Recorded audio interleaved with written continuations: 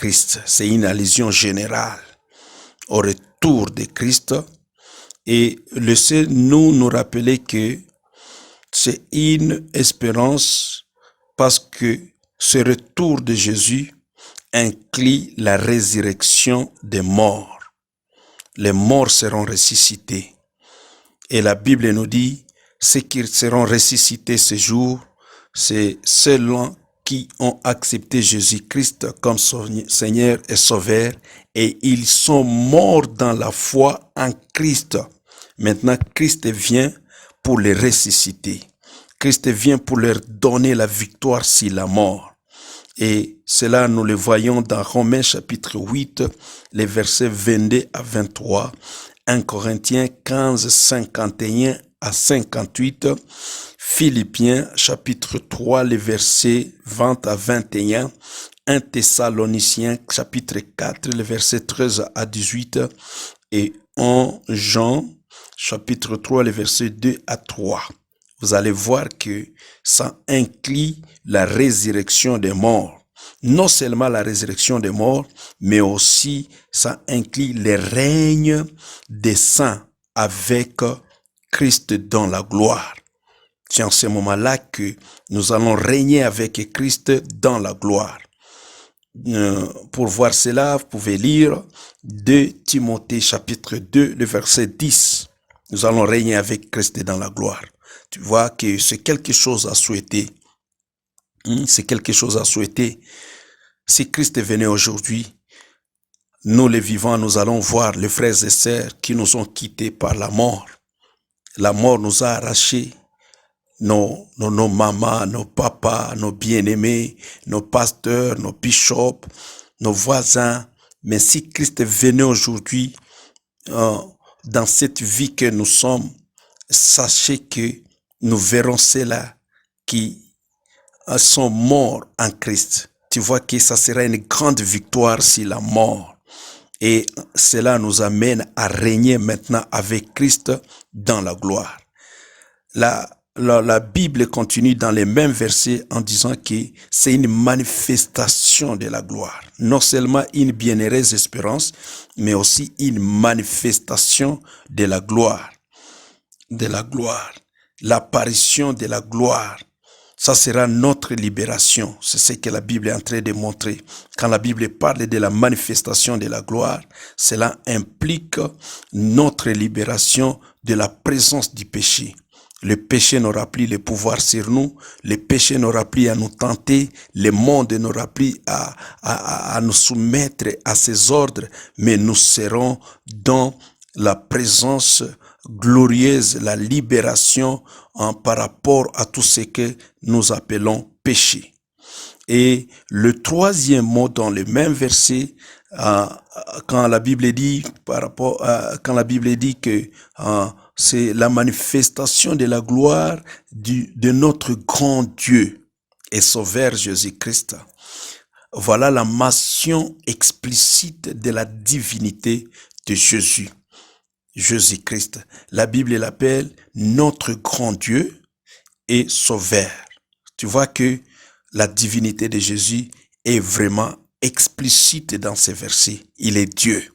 Il est Dieu et nous ne pouvons pas contredire personne pour vous intimider que Jésus n'est pas Dieu. Il est seulement un apôtre, il est seulement un envoyé. Il est Dieu. Il est Dieu, notre Seigneur Jésus-Christ.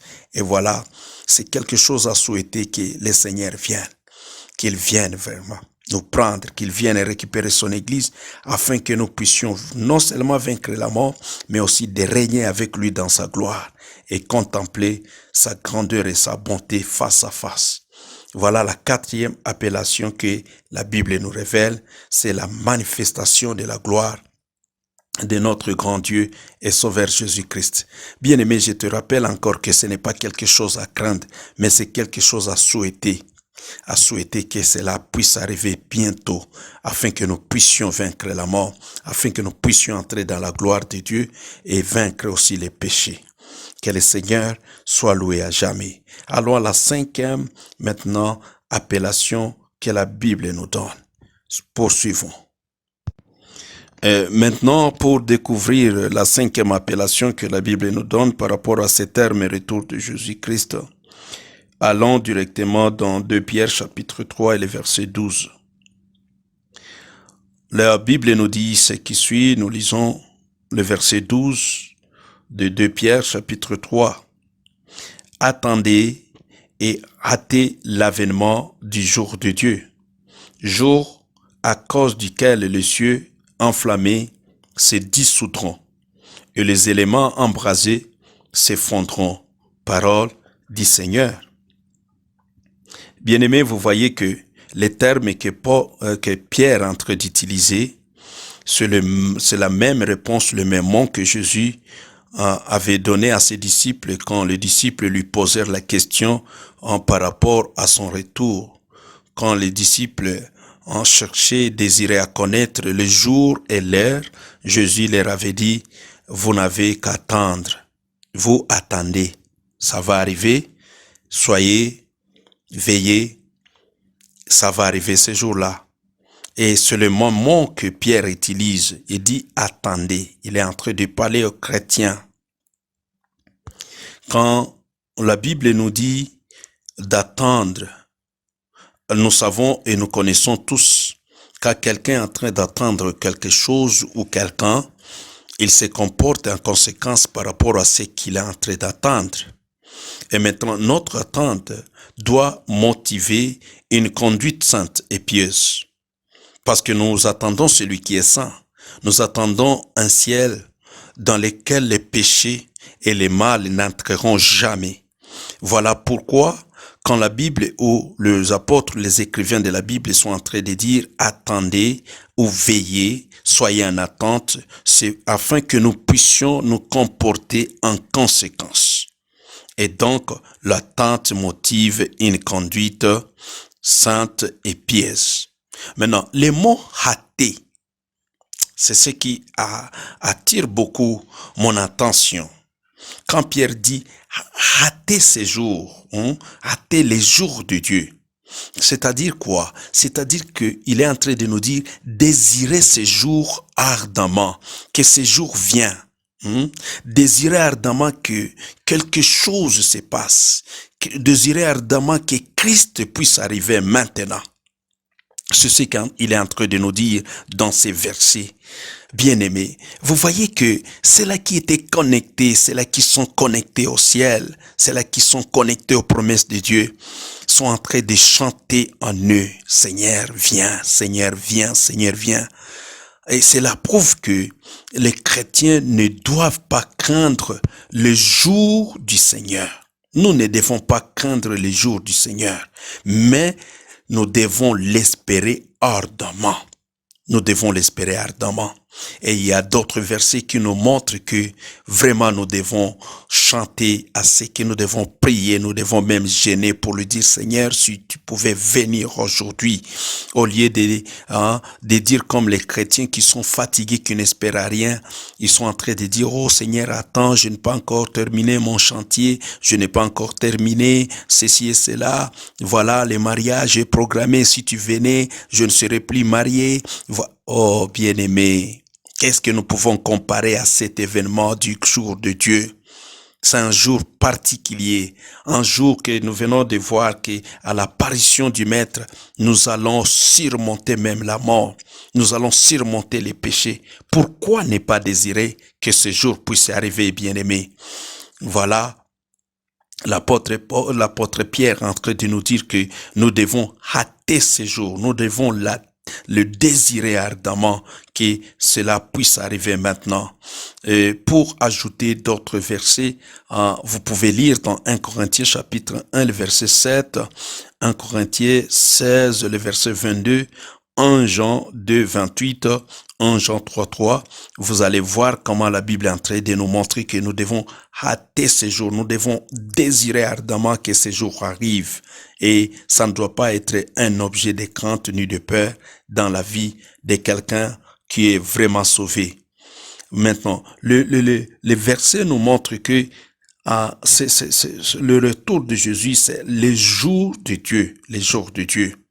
Parce que le verset nous dit, attendez et hâtez l'avènement du jour de Dieu. Or, nous devons faire attention.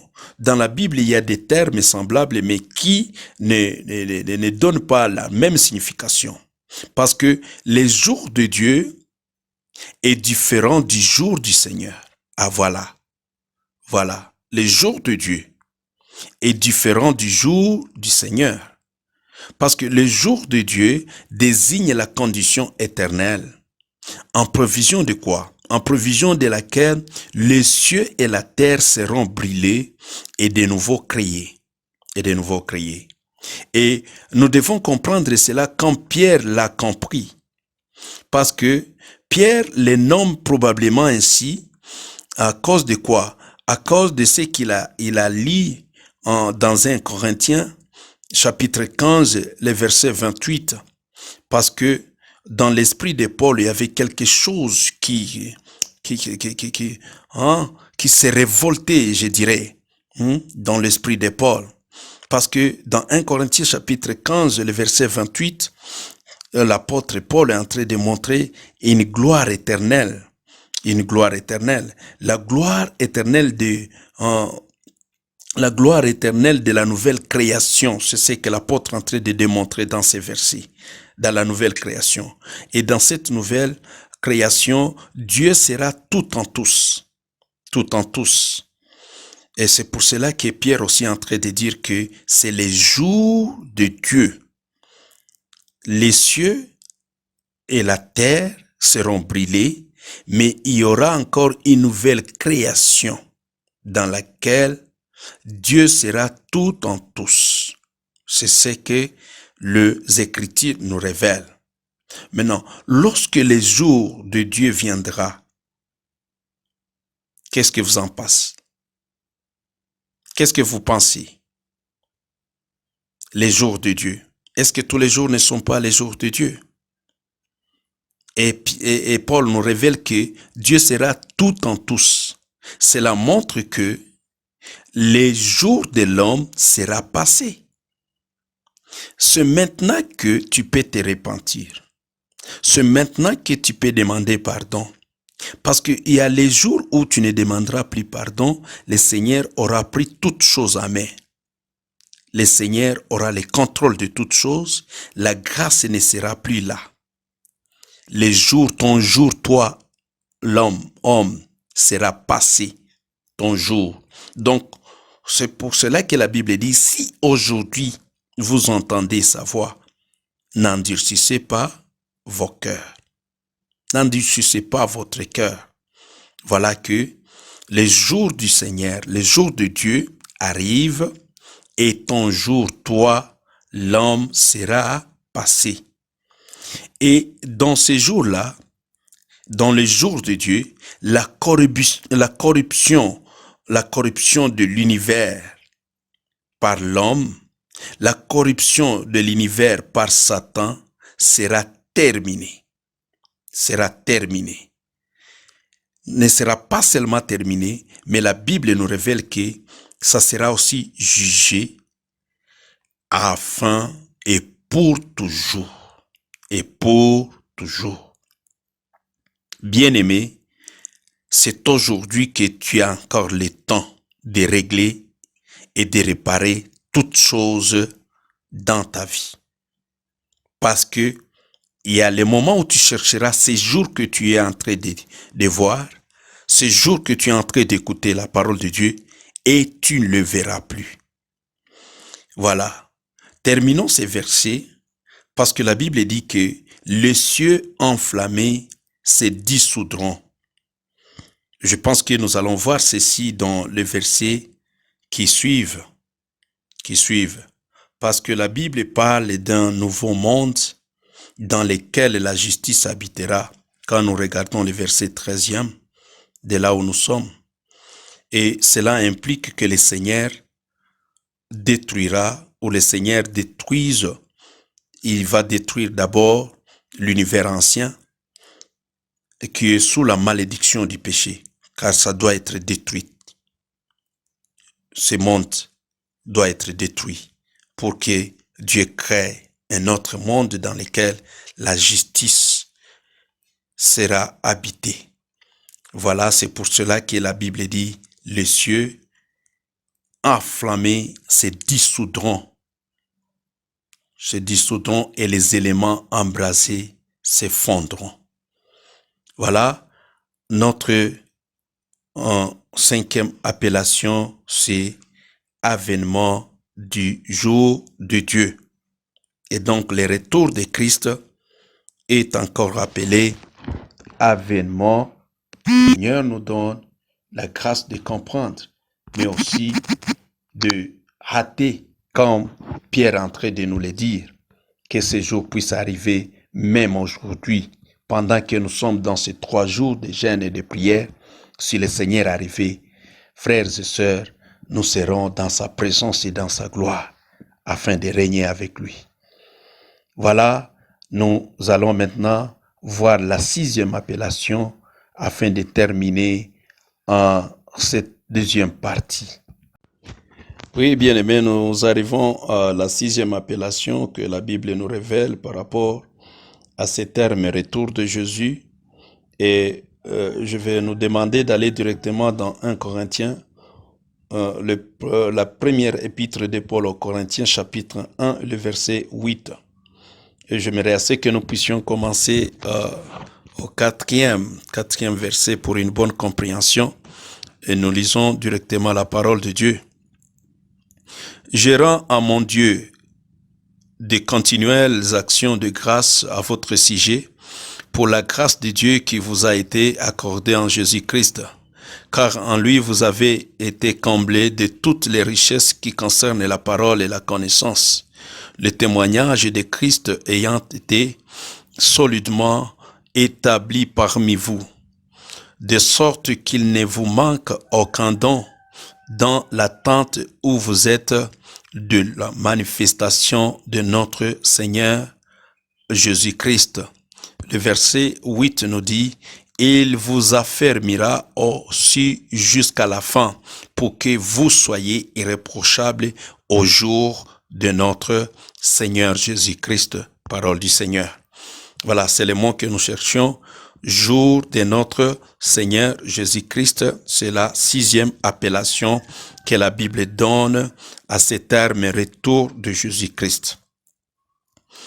Nous venons de dire dans la 5e appellation qu'il ne faut jamais confondre le jour de Dieu et les jours du Seigneur. Maintenant, ici, ce n'est pas encore le jour du Seigneur parce que la Bible est en train de dire au jour du Seigneur. Comme nous pouvons les lire toujours dans la première épître de Paul aux Corinthiens, chapitre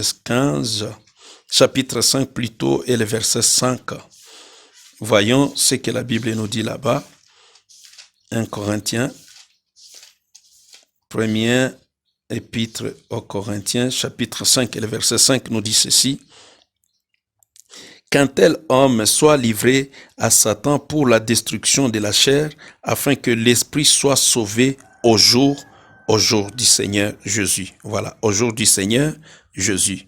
C'est ce que la Bible nous dit. Même quand nous allons dans 2 Corinthiens chapitre 1, le verset 14.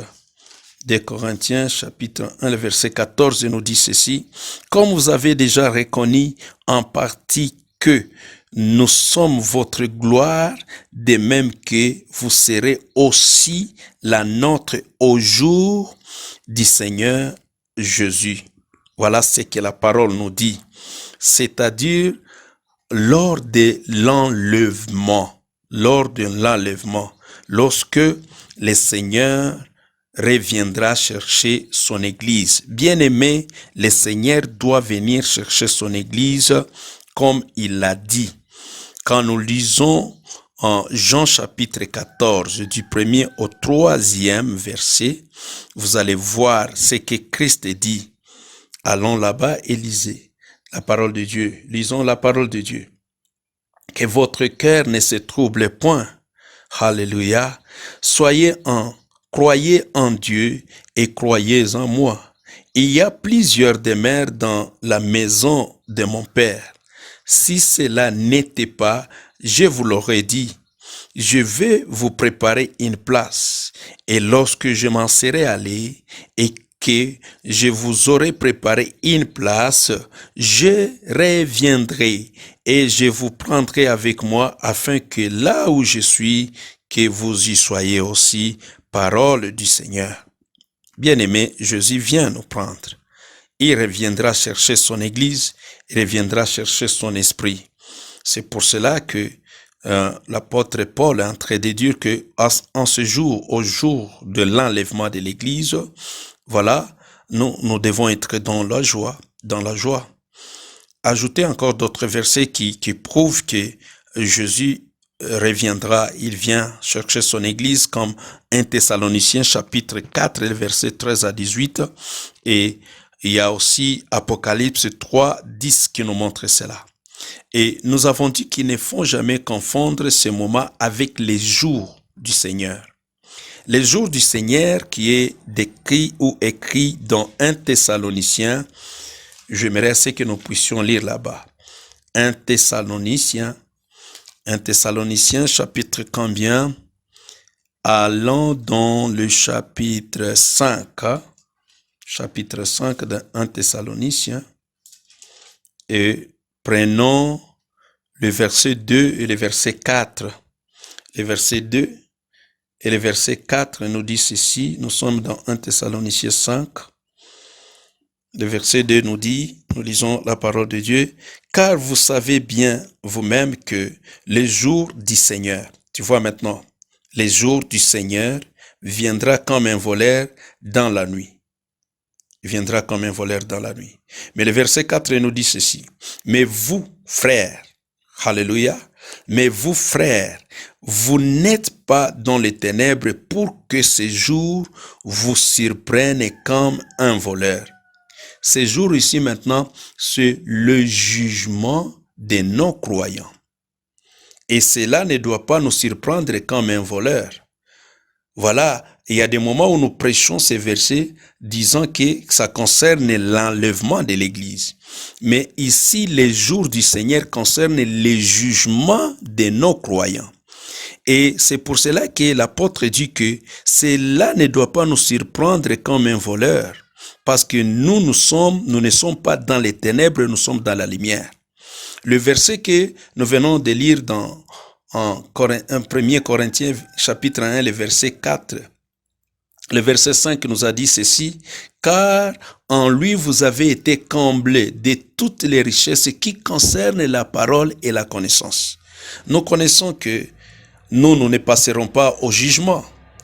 Voilà. Nous ne serons pas jugés parce que la Bible dit que nous sommes déjà passés du jugement à la vie, de la mort à la vie. Christ a été jugé à notre place.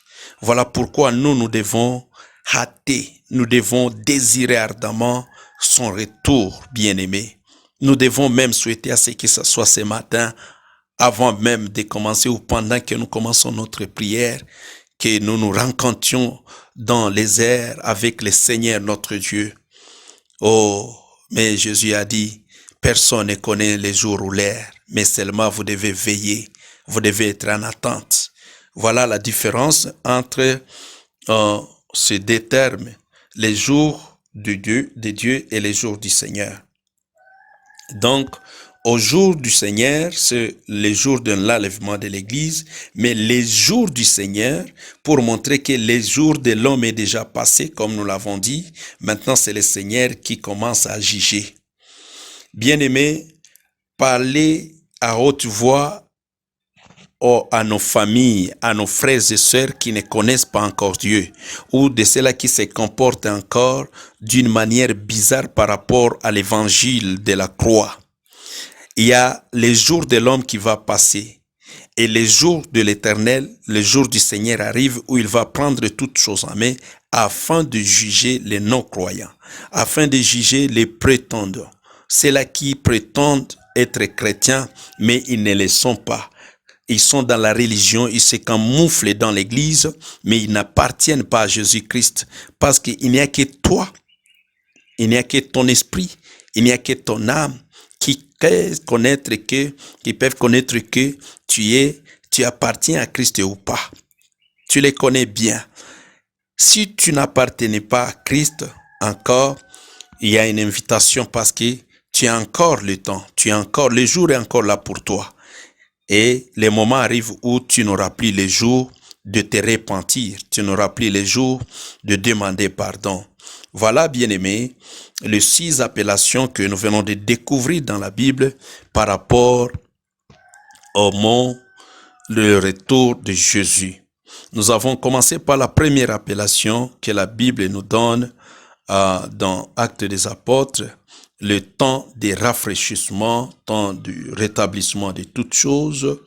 Et nous avons vu la deuxième appellation, c'est les derniers temps, la troisième apparition de Jésus, la quatrième manifestation de la gloire de notre grand Dieu et Sauveur Jésus-Christ. La cinquième, c'est avènement du jour de Dieu. Et la sixième, jour de notre Seigneur Jésus. Voilà les appellations du retour de Jésus. Quand quelqu'un te dit, le temps des rafraîchissements arrive, c'est-à-dire qu'il vient afin que nous ayons nous rafraîchir avec lui, afin que toutes choses soient rétablies. Que les moments de vaincre les péchés, les moments de surmonter le pouvoir et la puissance de la mort, les moments que nous ne pleurerons plus jamais, c'est le moment que Christ viendra prendre son église. Tu vois que ce n'est pas à craindre, ce n'est pas même à reporter, ce n'est même pas à prier. Oh Seigneur, attends que j'aille d'abord aux États-Unis, mon visa est déjà sorti, si tu venais Seigneur. Non. Tu ne peux pas comparer ces royaumes, ces règnes avec les États-Unis, avec l'Amérique, avec l'Europe, avec le pays de Suède ou de Norvège, avec l'Afrique. Non, tu ne peux, c'est incomparable et bien-aimé. Voilà pourquoi nous devons prier à ce que ces jours arrivent, que ces jours puissent se pointer maintenant afin que nous ayons fêté. Et la Bible nous a dit que ce rafraîchissement sera un rafraîchissement de 1000 ans, en train de rafraîchir. Bien-aimé, je te dis que c'est un jour à souhaiter. C'est un jour, s'il faut gêner pour que Jésus vienne, gênons. S'il faut crier tout haut pour que Jésus vienne, qu'il vienne. Voilà, ce n'est pas faire peur, mais c'est un sujet de joie, un sujet d'allégresse. Que le Seigneur nous bénisse. Venons de terminer la deuxième partie. Et nous allons entamer bientôt la troisième partie qui va nous montrer que ce jour, le retour de Jésus a été prédit par les prophètes, par Jésus lui-même, par les apôtres et par les anges. Nous allons voir ce que la Bible dit. Que le Seigneur nous garde et qu'il nous donne à commencer la fête comme nous venons de découvrir que son retour c'est un sujet de joie et non un sujet de crainte. Soyons bénis.